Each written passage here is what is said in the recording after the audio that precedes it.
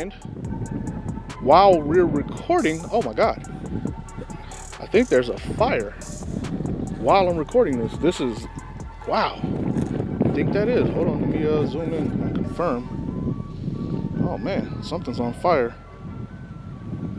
Oh snap. Yeah. Something is burning. Sorry about the shakiness. Can't see what it is burning, but something is definitely burning. Oh, that's too bad. Oh wow. That's really going up. Oh man. Not a good way to start the day. Well, looks like the smoke is changing color, so I think they got it out. Thank you. The previous footage that I was recording of the strip was at 1920 by 1080p, and it was at 60 frames a second. Now I'm filming at 30 frames per second in 4K. So maybe you can see a difference in the resolution.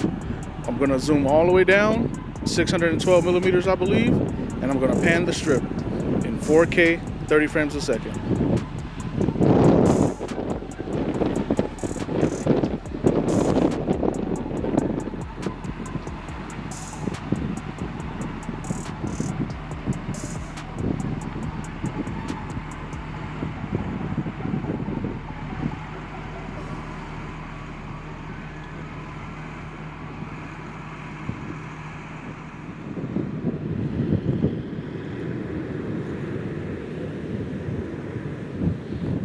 4K footage.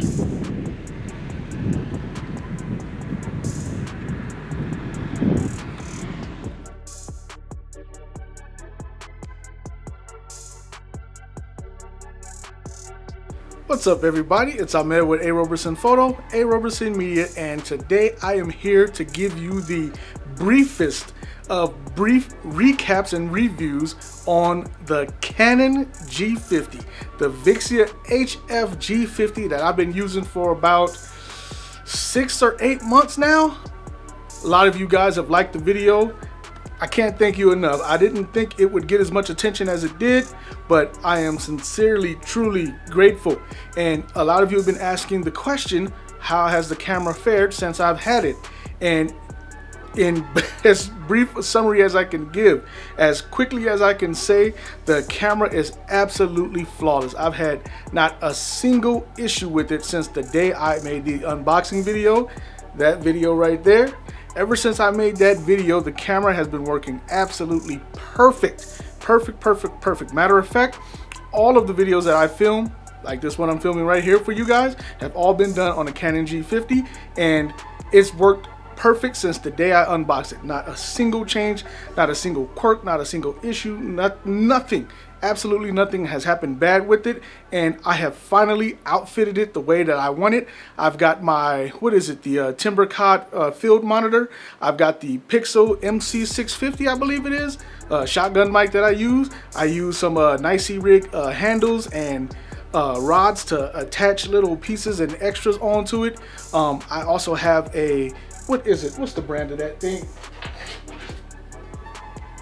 The Lit U photo light that I use sometime as a camera light to use if I decide to film something outside or not. And I have a remote. Matter of fact, I'll show you. I did a review on it. Well, let me see if I can grab this guy. There we go. That's the remote. I forget the model number, but it's just a basic camera Canon remote, and it works absolutely perfectly, just like everything else did on the camera. Also, a couple of people have asked, how does this camera fare in low light? Initially, I was afraid to do some low light filming because I just wasn't sure of what to do. Video is secondary to me. Photography is my life. A lot of you know that now that you've been following my channel. But video is secondary to me, and for whatever reason, I was just fighting myself in my head and wasn't able to make the correlation between photography and videography, but a lot of the same principles apply. Like, for example, low light. Low light in photography, boost the ISO. If your camera's good, you'll have good ISO. If not, you'll have a whole lot of noise in your camera. Same thing with video. So a lot of time I would film with ambient light around the house just as practice, and I would see a lot of noise or grain in my footage, and I just wasn't understanding why. But the reality is, it's low light versus no light, and oftentimes in the evening hours, ambient light is almost like no light, so the camera is going to do what it can to try to boost its sensitivity to absorb some light. But me having it on manual mode, as I often shoot in, it would just record low light footage, and oftentimes the low light footage would be a little bit grainy. But you know, I had to make sense of it and get out of my own way and realize low light versus no light. So I made some low light footage here, and I'm going to show you after I finish talking your ear off real quick. I just want to summarize really quick, and the rest of this video is just going to be footage, outside footage and low light footage. But I finally started to understand low light versus no light, and like when I look at movies and try to study other people's videos and I see a low light setting, it's not just ambient light, it's just extra video lights in a low setting, and the camera performs with that given light, and that given light is oftentimes better than low evening ambient light. So anyway, without talking you guys ear off too much, like I said, I got some footage here. I've got some outside footage just to show how the camera picks up colors in daylight. I filmed in 4K, I filmed in 1080p, 60 frames a second, 30 frames a second, 29 frames a second, and I also did some ambient light footage in my house just to show you what I'm talking about as far as how it performs with little to no light. And then lastly, I finished off the video with a cruise down the Las Vegas Strip. I mean, I do live in Vegas, and what better place to practice with low light settings than the Las Vegas Strip? You got ambient light, low light, you got the floating light from all the buildings around that makes the camera perform, and I set that camera in scene mode. Everything else I do is in manual mode, but for the Las Vegas Strip, I did it in scene mode because the scenes change as you're driving down the strip, so I wanted the footage, the camera to be able to pick up that footage smoothly as it should, and it did. So anyway, without talking you guys ear off any further, I'm just gonna go ahead and roll the footage, and hopefully you guys can appreciate what I appreciate about the camera just as much.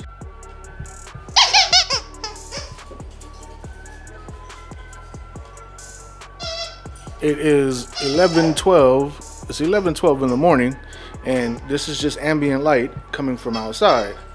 So, and my camera settings are at f1.8, 34 frames a second, and 0 dB gain. So there's no compensation, and it handles low light fairly well. This is pretty good. I mean, you can see the ambient light coming from outside. I'm not making any adjustments just to show some of the brightness there, but you can see it does handle low light fairly well. Not a lot of grain in the shadows. It's doing pretty good, and color rendition is still good too, because there's Penny. Penny, hi, good girl. And here's a quick recording of myself, just to show how I look in this low light too, and with the ambient light coming towards me. Oops, that was my microphone up top, but you see, and even with Penny in the shadows there. Penny, hey, good girl.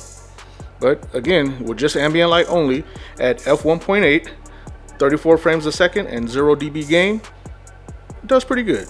I think so. Just using ambient light.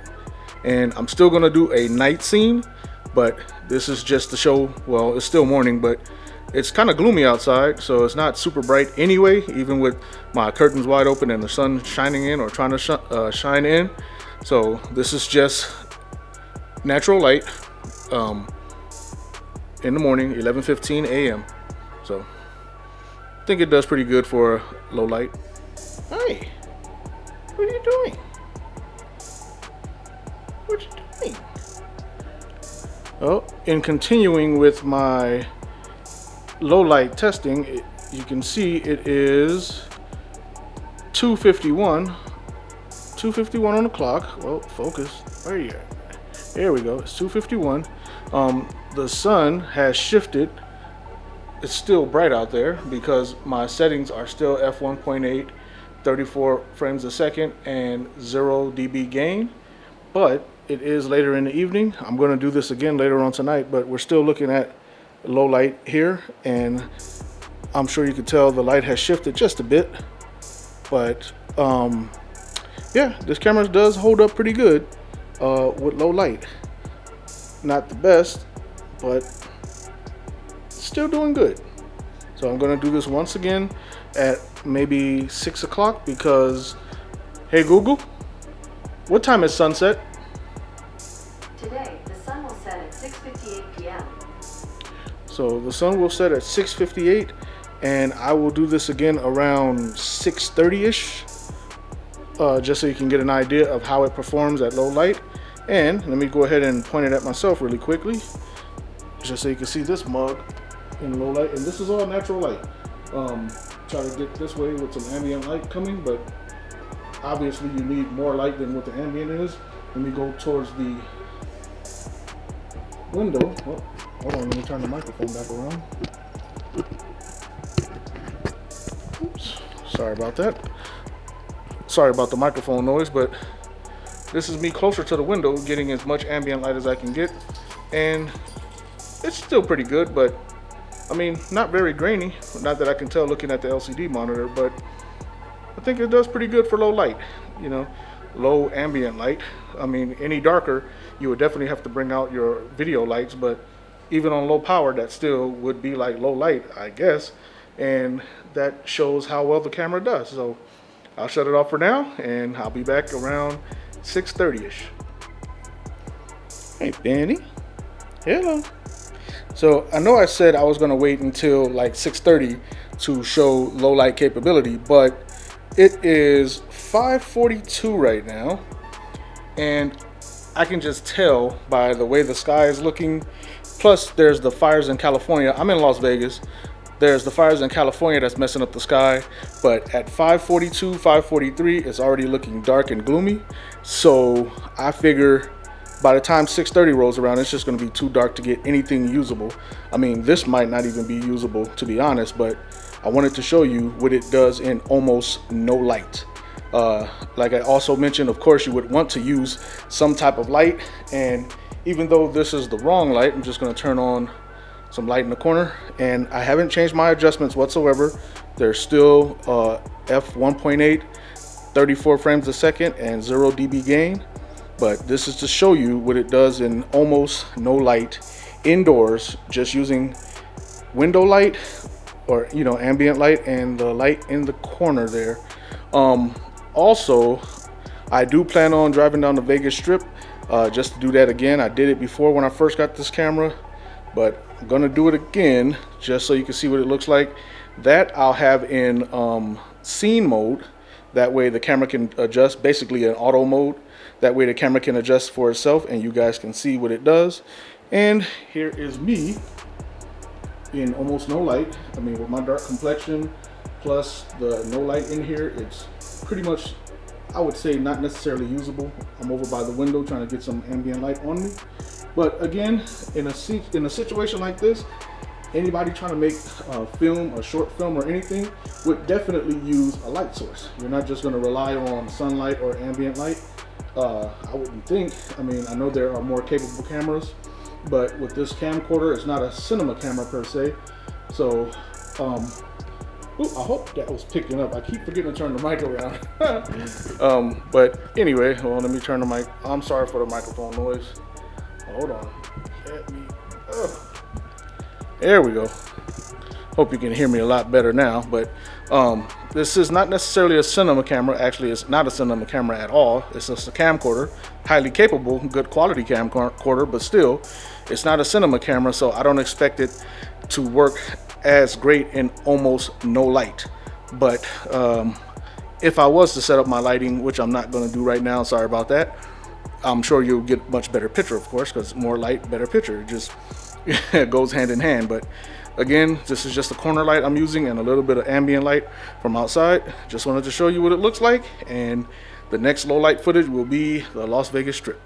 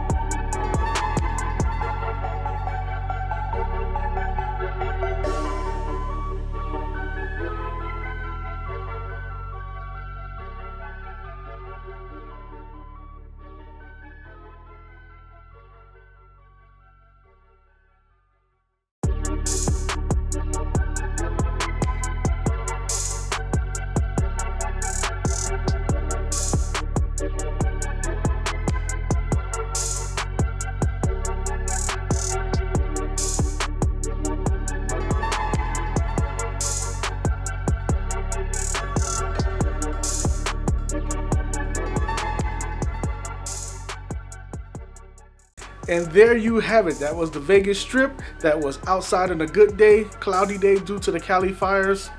My heart goes out. And low light in my home, my humble home. I hope you like the way the camera performed, and I hope it helped you make an informed decision on whether you like to get it or not. I love it. I have no desire to change or upgrade to anything further. I mean, I just do YouTube videos for now. Maybe when I graduate, I might get a better camera, but this thing is fully capable and does everything I need it to do. So again, this is Ahmed with A. Roberson Photo, A. Roberson Media, and I'll see you in the next video.